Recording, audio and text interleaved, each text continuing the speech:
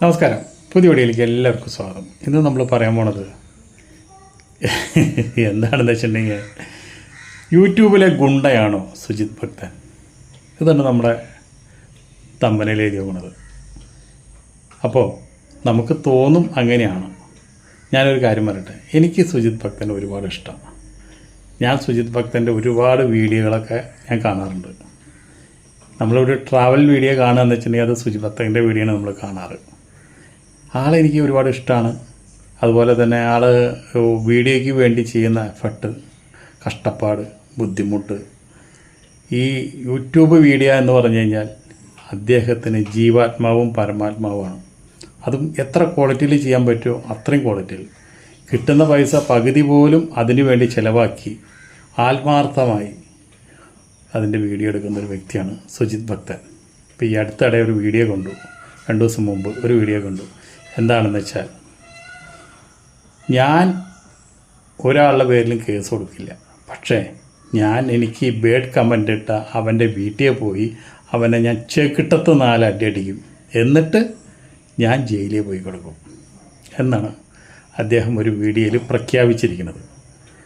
ഒരു യൂട്യൂബർ ഒരിക്കലും ഇങ്ങനെ പ്രതികരിക്കാൻ പാടില്ല എന്നാണ് എൻ്റെ അഭിപ്രായം. എൻ്റെ അഭിപ്രായമാണ് അത്, പൊതുവെയുള്ള അഭിപ്രായമായിട്ട് ഞാൻ പറയുന്നില്ല. കാരണം നമ്മുടെ നാട്ടിൽ നിയമമുണ്ട്, പോലീസുണ്ട്, അതുപോലെ തന്നെ കോടതിയുണ്ട്, എന്തെല്ലാം കാര്യങ്ങളുണ്ട്. ഇപ്പോൾ ഓരോരുത്തരും നമുക്ക് ബാഡ് കമൻ്റ് ഉള്ളവരൊക്കെ നേരിട്ട് ചെന്ന് നമ്മൾ തല്ലുക എന്ന് പറഞ്ഞു കഴിഞ്ഞാൽ പിന്നെ ഇവിടെ കോടതി എന്തിന്, പോലീസ് എന്തിന്? ജനീയ ഭരണമാണ്. നമ്മളൊക്കെ ഒരു ഭരണത്തിൻ്റെ കീഴിൽ ജീവിക്കുന്നവരാണ്, അതിനനുസരിച്ച് ജീവിക്കുന്നവരാണ്. പിന്നെ എന്താ അതിൻ്റെ ഒരു അർത്ഥം? ഒരിക്കലും ഇത്രയും വിവരമുള്ള, ഇത്രയും ലോക പരിജ്ഞാനമുള്ള സുജിത് ഭക്തൻ ഇത്തരം ഒരു സ്റ്റേറ്റ്മെൻറ്റ് ഒരു പബ്ലിക് പ്ലാറ്റ്ഫോമിൽ വന്നിട്ട് ഇങ്ങനെ ചെയ്യാൻ പാടില്ല. അത് ചെയ്തത് വളരെ വളരെ മോശമാണ്. അതാണ് ഞാൻ ചോദിച്ചത്, യൂട്യൂബിലെ ഗുണ്ടയാണോ സുജിത് ഭക്തൻ? അദ്ദേഹത്തിൻ്റെ ഭാര്യനെയോ അദ്ദേഹത്തിനെയോ മോശമായി കമൻ്റ് ഇടുന്ന ആൾക്കാരുണ്ടെങ്കിൽ അദ്ദേഹത്തിന് എന്തെല്ലാം വഴികളുണ്ട്. ഒന്നുമില്ലെങ്കിൽ ആ കമൻ്റ് ഇത്രയും കൊല്ലങ്ങളായിട്ട് ഇടണമെന്ന് പറയുന്നത്, ഒന്നുമില്ലെങ്കിൽ ആ കമൻ്റ് ഇടുന്ന വ്യക്തിയെ ബ്ലോക്ക് ചെയ്യാം. ഇപ്പോൾ മെയിലായിട്ട് വരണമെന്ന് പറഞ്ഞത്, മെയിൽ ചെയ്യുന്നുണ്ടെങ്കിൽ അദ്ദേഹത്തിനെ ബ്ലോക്ക് ചെയ്യാം. അതുപോലെ തന്നെ അത് ഡിലീറ്റ് ചെയ്ത് കളയാം. ഇതിപ്പോൾ മറ്റുള്ളവർ കാണേണ്ടതെന്ന് വിചാരിച്ച് ഡിലീറ്റ് ചെയ്ത് കളയാം. അല്ലെങ്കിൽ അദ്ദേഹത്തിൻ്റെ പേരിൽ സൈബറിലൊരു കേസ് കൊടുക്കാം. നിമിഷ നേരം കൊണ്ട് ആളാരാന്ന് വെച്ചാൽ കണ്ടുപിടിക്കും.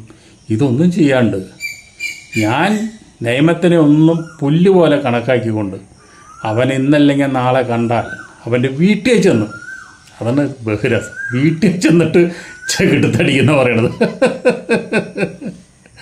അത് ഒരു ചാനൽ നടത്തിക്കൊണ്ട് പോകുന്ന, ഇത്രയും ജനപ്രിയമായുള്ളൊരു ചാനൽ നടത്തിക്കൊണ്ട് പോകുന്ന സുജിത് ഭക്തന് യോജിച്ചതാണോ? അല്ല, അത് ചെയ്യാൻ പാടില്ല, പറയാൻ പാടില്ല. നമുക്ക് നമ്മുടെ കുടുംബക്കാരെ കുറിച്ച്, അച്ഛനെ കുറിച്ച്, അമ്മേനെ കുറിച്ച്, അനിയന്മാരെ കുറിച്ച്, ഭാര്യമാരെ കുറിച്ചൊക്കെ ഒരുപാട് ബാഡ് കമൻറ്റുകൾ വരും. ഇത് പബ്ലിക് പ്ലാറ്റ്ഫോമാണ്. അതുപോലെ തന്നെ കമൻ്റ് ഇടാനുള്ള എല്ലാ അധികാരങ്ങളും അവകാശങ്ങളും യൂട്യൂബ് തന്നെ കൊടുത്തിരിക്കണം പ്രേക്ഷകർക്ക്. അപ്പോൾ ആ പ്രേക്ഷകർക്ക് കൊടുക്കുന്ന കമൻറ്റ് വേണമെങ്കിൽ നമുക്ക് കമൻറ്റ് ബോക്സ് ഓഫ് ചെയ്യാം. അത് ഓഫ് ചെയ്യാത്തോടത്തോളം കാലം ആൾക്കാരെന്ത് കമൻ്റ് ഇട്ടാലും അതിനെ പ്രതികരിക്കാൻ നടക്കരുത്. അതിന് പ്രതികരിക്കാൻ നടക്കാമെന്ന് പറഞ്ഞാൽ ഇത്തരത്തിൽ ഒരിക്കലും പ്രതികരിക്കാൻ നടക്കരുത്. നമുക്കിപ്പോൾ ഒരാളെ പോയി തല്ലാനോ കുത്താനോ നമുക്ക് അവകാശമില്ല. അതൊക്കെ നിയമലംഘനമാണ്. അപ്പോൾ അതുകൊണ്ട് സുജിത് ഭക്തൻ ഒരു കാര്യം ആലോചിക്കണം. നിങ്ങളിപ്പോൾ നമുക്കൊക്കെ ഒരു ഇഷ്ടപ്പെട്ട ഒരു വ്യക്തിയാണ്, നിങ്ങളെ നല്ല സ്വഭാവമാണ്, നിങ്ങൾ വളരെ ക്വയറ്റാണ്, അതുപോലെ തന്നെ എല്ലാ കാര്യങ്ങളിലും ഒരു അഹങ്കാരമില്ലാത്ത വ്യക്തിയാണ്.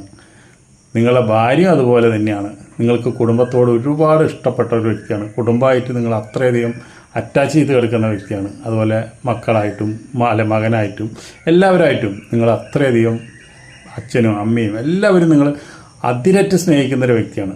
ഇപ്പോൾ ഭാര്യയ്ക്ക് സൗന്ദര്യം ഇല്ല എന്ന് വിചാരിച്ചിട്ട് നിങ്ങൾ ഭാര്യനെ സ്നേഹിക്കാണ്ടിരിക്കില്ല. ഈ സൗന്ദര്യം കണ്ടിട്ട് തന്നെയാണല്ലോ നിങ്ങൾ ഭാര്യനെ കല്യാണം കഴിച്ചത്. അത് നിങ്ങൾക്ക് ഒരിക്കലും ഭാര്യയുടെ സൗന്ദര്യം, ഒരു മനുഷ്യൻ്റെ സൗന്ദര്യം ഒരിക്കലും ബാഹ്യ രൂപത്തിലല്ല.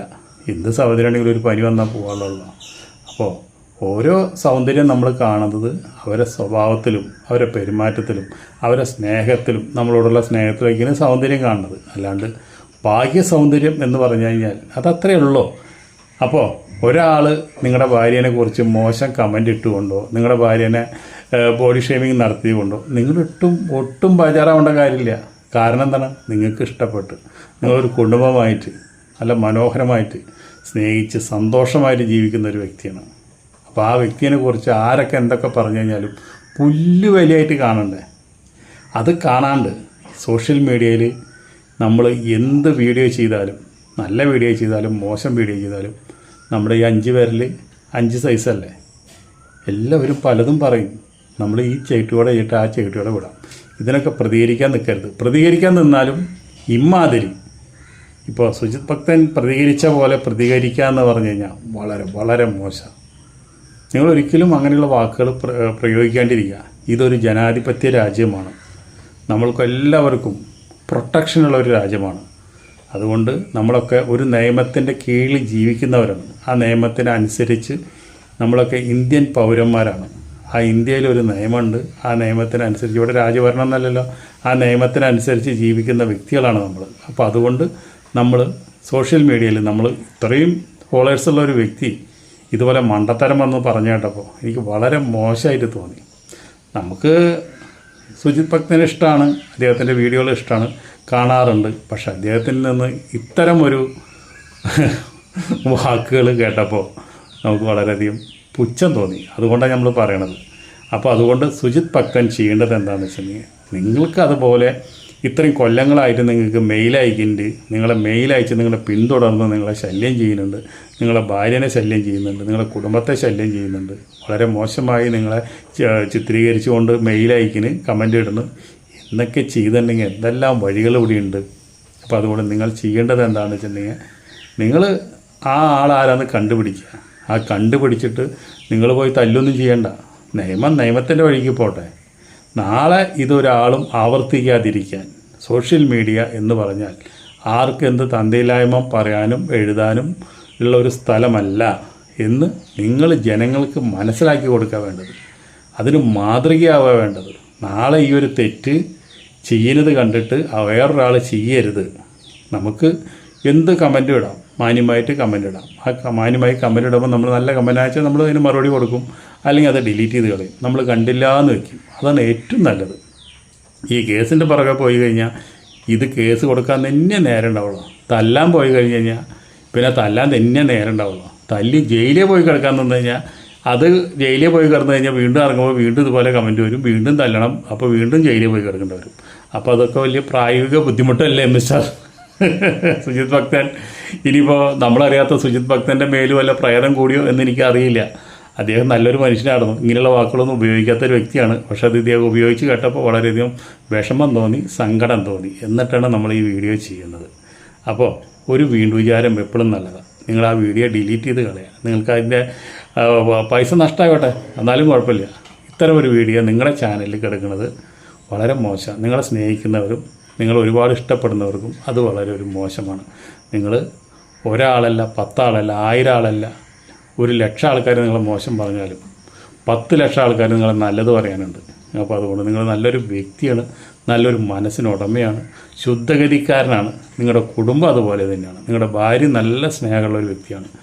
അപ്പോൾ അതുകൊണ്ട് നിങ്ങളുടെ മകനാച്ചനെങ്കിൽ അതിനേക്കാളും നമുക്ക് എല്ലാവർക്കും ഇഷ്ടപ്പെട്ടൊരു ആളാണ്. അപ്പോൾ അതുകൊണ്ട് സുജിത് ഭക്തനിൽ നിന്ന് ഇത്തരം ഒരു വാക്കുകൾ നിങ്ങളെ സ്നേഹിക്കുന്ന ആരായാലും അവരെ വേദനിപ്പിക്കും. നിങ്ങൾ ഒരിക്കലും അദ്ദേഹത്തിന് പോയി തല്ലണ്ട. നിയമത്തിൻ്റെ വഴിക്ക് പോട്ടെ. അല്ലെങ്കിൽ കേട്ടില്ല കണ്ടില്ല എന്ന് വിചാരിച്ച് വായും പൊത്തി ചെകിടും പൊത്തി മിണ്ടാണ്ടിരിക്കുക. ഓക്കെ. അപ്പോൾ അതുകൊണ്ട് ഇനിയിപ്പോൾ കാശ് കൂടുതലായിട്ട് ഇനിയിപ്പോൾ ഒരാളെ തല്ലിയിട്ട് ജയിലിൽ പോയി കിടന്ന് അവിടെ നിന്ന് പുല്ല് പോലെ ഇറങ്ങി വരാം എന്ന് വിചാരിച്ചിട്ടാവണോ പറഞ്ഞാൽ ഇനി സൂചിപ്പത്തെ ആകെ മാറിയോ എന്ന് എനിക്കറിയില്ല. എന്നിരുന്നാലും ഇത് എൻ്റെ സ്വന്തം അഭിപ്രായമാണ്, വേറെ ആരും അഭിപ്രായമല്ല. അപ്പോൾ നമ്മുടെ സ്വന്തം അഭിപ്രായം നമ്മൾ പറഞ്ഞു എന്ന് മാത്രം. ഓക്കെ. അടുത്ത വീഡിയോയിൽ നമുക്ക് വീണ്ടും കാണാം. അതുവരെ നിങ്ങൾക്ക് എല്ലാവർക്കും നന്ദി, നമസ്കാരം.